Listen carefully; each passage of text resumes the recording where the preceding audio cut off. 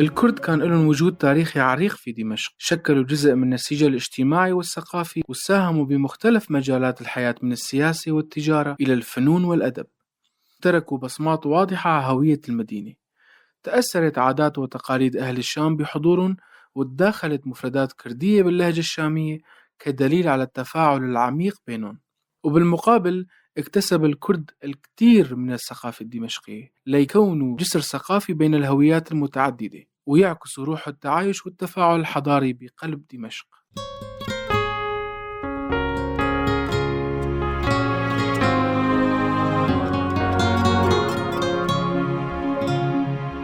لنحكي أكثر عن الكرد ودورهم في دمشق، معنا الشخصية الاجتماعية عبد الرحيم عيسى من دمشق.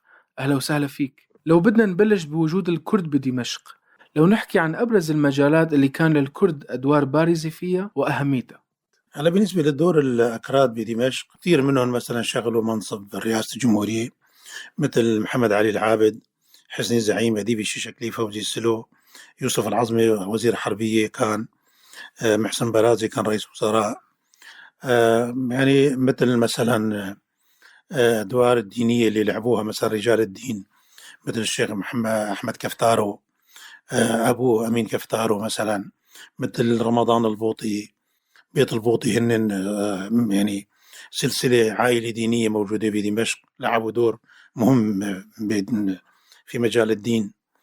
مثلا أول مؤسس حزب الشيوعي السوري السيد خالد بقداش ورفاقه كانوا معظم من الأكراد.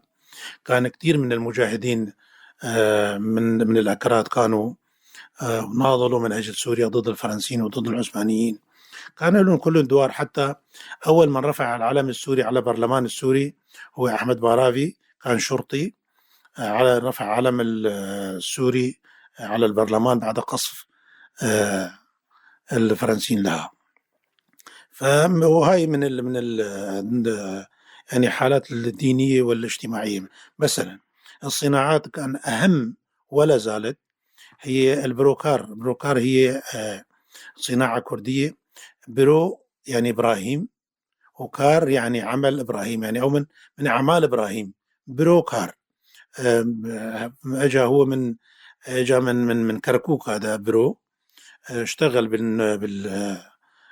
بصناعة بروكار وعلم الناس، ولا زالت حتى هاي اللحظة موجود نوع الواحد بالصناعات اليدوية.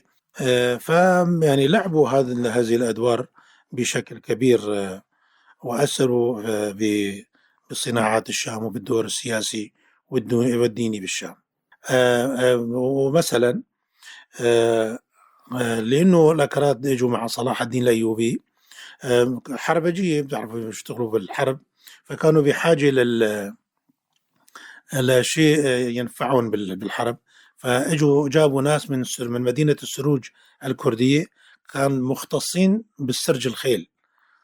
فحتى كلمة السرج هي جاية من السروج، من السروجيين، يعني من أهل هاي القرية أو المدينة الكردية اللي اسمها سروج، فسميوا بالسروجية نسبة لآل سروج للعمل بها. فهو لا زالت موجودة السروجية باسم العائلة هي اللي يجوا من السروج مع صلاح الدين الأيوبي. حتى ساروجا كمان هي من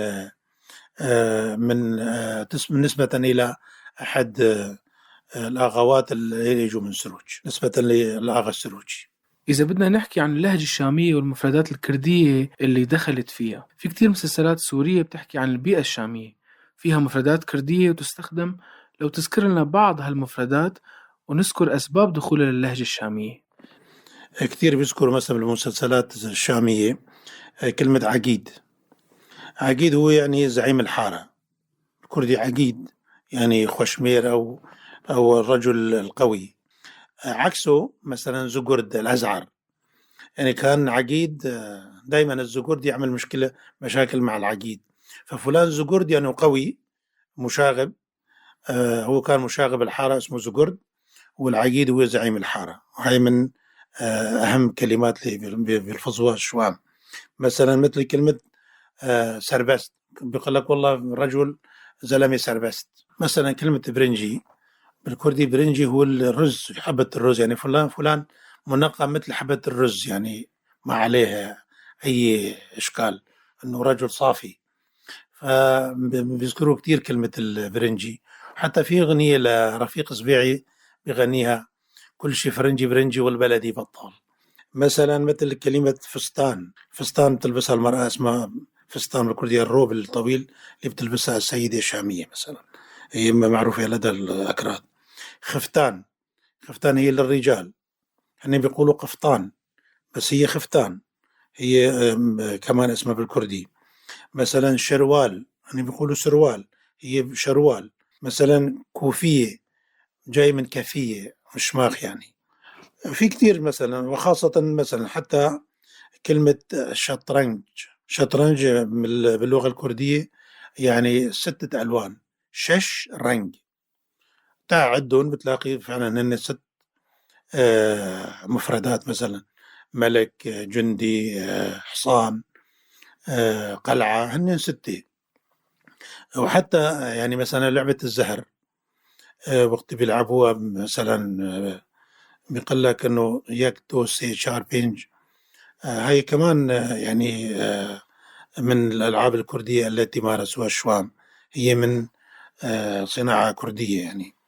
ففي كتير من الأشياء أن الأكراد أخذوها شوام من الأكراد، يعني بكونوا عشنا مع بعض، وهاي تأثرنا وتأثرنا يعني. طبعا في كتير من الكلمات موجودة، بس يعني هاي اللي بعض منهم اللي حكيناهم اللي تأثروا فيها الشوام من اللغة الكردية. الكرد بدمشق كمان تأثروا. التفاعل كان متبادل عبر التاريخ وإلى الآن، سواء باللغة أو العادات والتقاليد. لو نحكي عن تأثير دمشق على الكرد بهالسؤال. تأثير الجانب العربي على الأكراد بدمشق هن أنه بكونهم بيحكوا عربي ما بيحكوا كردي، نحن كنا نحكي كردي وعربي، فتأثروا فينا هن، ونحن ما تأثر، هن ما تأثروا فينا أكثر ما نحن تأثرنا فيه. فبكونه كانوا يحكوا عربي فنضطر نحكي معهم عربي، فصار معظم كلمات الكردية عربية. مثلا بتقول لواحد والله ما بلحق، ما لحق. مثلا الباقي، يعني في أشياء كتير يعني هي من كلمات عربية تعلمناها. ولكن التفاعل الكردي العربي مثلا تعلمنا منه نحن صناعة البلور، حفر على خشب. هن بصراحة قبل مجيء الناصريين والبعثيين ما كان عندهم تفرقة بأنه هذا كردي أو غير كردي، احتضنوا شخصيات كردية وكانوا مقربين من الشخصيات العربية، وكانوا عايشين حالة أخوة يعني. ومعظم شخصيات الكردية السياسية والدينية عاشوا بدمشق وماتوا بدمشق، ولحد الآن يحترم تاريخهم. مستمعينا، أجرينا استطلاع من أهالي الشام من المكونات الأخرى حول علاقتهم مع الكرد بالشام وحول آرائهم بدور الكرد بالشام. خلونا نسمع ونرجع. والله نحن يعني كان عنا جيران من بيت زازا ومن بيت أيوبي من بيت قرجولي، هدلون كانوا جيراننا هيك بركن الدين كنا ساكنين. والله صار حكي بيننا وبينهم، فقالوا لنا انه نحن كراد. ما نتوقع يعني انه شو يعني، انه مفكرين شوام نحن، على قد ما في محبة بيناتنا وفي ألفة وفي حال وحدة بيناتنا، فأبدا ما في تفرقة يعني. ما كنا نفرق لا بين عربي ولا بين كردي ولا بين شامي ولا بين سني ولا بين درزي. فأهل الشام هيك طبيعتهم يعني، بيعاملوا بعض بمحبة، والكل إخوة يعني. أنا هيك رؤيتي وهيك نظرتي يعني. من وقت قبل الأحداث ما يعني كان أقرب الأصدقاء إلي كردي، وأنا ما بعرف والله إنه هو كردي لبعدين حتى قال لي إنه، فما كنا ندقي على هالأشياء هاي. من وقت ما كنت صغيرة اجيت على هالمنطقة، فكانت أغلبها كلهم كراد. فكبرت بيناتهم، هن ناس كتير طيبين كتير مناح، فبتحس إنه يعني ما في مثلهم يعني. كلهم نخوة وكلهم شرف، أكابر، عالم مناح. والله نحن عشرتنا مع الأكراد عشرة قديمة كتير بالشام، يعني عمرها عشرات السنين أكيد، وهن أخواتنا يعني أول على آخر. نحن الكردي ولا الشامي ولا من أي منطقة، نحن ما في فرق بيناتنا. وأنا كشخصيا في يعني إن شاء الله هيك ونحن بنفتخر فيهم أكيد مصاهرة بيناتنا. أنا صهري كردي من ركن الدين، من جو ركن الدين، وبفتخر فيه. وأشهدا بالله يعني مو مدحن فيه. من يوم اللي نحن يعني ناسبناهم وهن ناسبونا، أشهدا بالله ما شفنا منهم إلا كل خير، ونرفع راسنا فيهم. عندنا بالشام كتير من اخواتنا الكرد الموجودين بيناتنا وعايشين نحن وياهم سوا من زمان كثير، وهن اشخاص مسالمين وطيبين حبابين، ولهم تراثهم ولهم ثقافتهم المميزه كمان. وبصراحه يعني انا ما بخفي عنك انه انا كل عيد نوروز بروح بتابع لهم تراث تبعهم، شوف كيف بيحتفلوا بالعيد.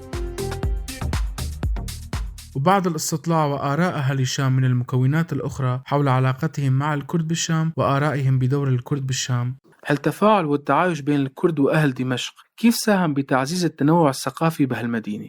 بالنسبة للتعزيز الثقافي بين المجتمع الكردي والعربي، أنا من خلال الحفلات، خلال الأطراح العزاء يعني، أو المناسبات الاجتماعية بالأعراس بالخطوبات، فكانوا يروحوا مع بعضهم. فأحيانا تمر بتلاقي عرس ما بتعرفون هذا كردي ولا عربي، لأنه عازمين جيرانه العرب، فبيقدموا فقرات عربية، السيف والترس وهيك العادات الشامية اللي كانت مثلا. حتى كلمة شنك ليلة هي من كلمات كردية أخذوها الشوام بيغنوها بأفراحهم، يعني جنجك أو حربك الليلة يعني. والأكراد أخذوا منهم، يعني صار أعراسهم كمان عربية، حتى عاداتهم أكلاتهم صاروا يأخذوها من الشوام. هي تفاعل اجتماعي بين أي مجتمعين عايشين سوا بتتأثروا عن بعض. كيف ممكن الحفاظ على التراث الكردي الدمشقي بظل هالتغيرات الاجتماعية والثقافية الحديثة؟ هلا الحفاظ على التراث الكردي الدمشقي ما بدها كتير، بدها بس الجمعيات الكردية أو الأحزاب الكردية أو الشخصيات الكردية اللي لهم تأثير ثقافي، يرجعوا للمراجع الموجودة بدمشق. مثلا عيد النوروز صار من أحد أهم تراث الشاميين، يعني حتى شو ما وقت بتقول له عيد نوروز صار يعرف، لأنه صار من أعياد دمشق تقريبا. مثلا الأغاني الكردية موجودة بالشام، حتى في كتير من غير الأكراد صاروا يغنوا أغاني كردية. نحن إذا بدنا نحافظ عليها هي بسيطة جدا، بدها مثل ما قلت لك يعني يكون في حدا يتبنى هذا المشروع، وفي كتير من الأشخاص قادرين على إعادتها وعلى حضورها على المسارح للمهرجانات، نرجع لها موجودة. يعني هناك الكثير من الأعمال الكردية الموجودة بدمشق، بس راحت للدثر، بدها إعادة أحياء ورجوع لها.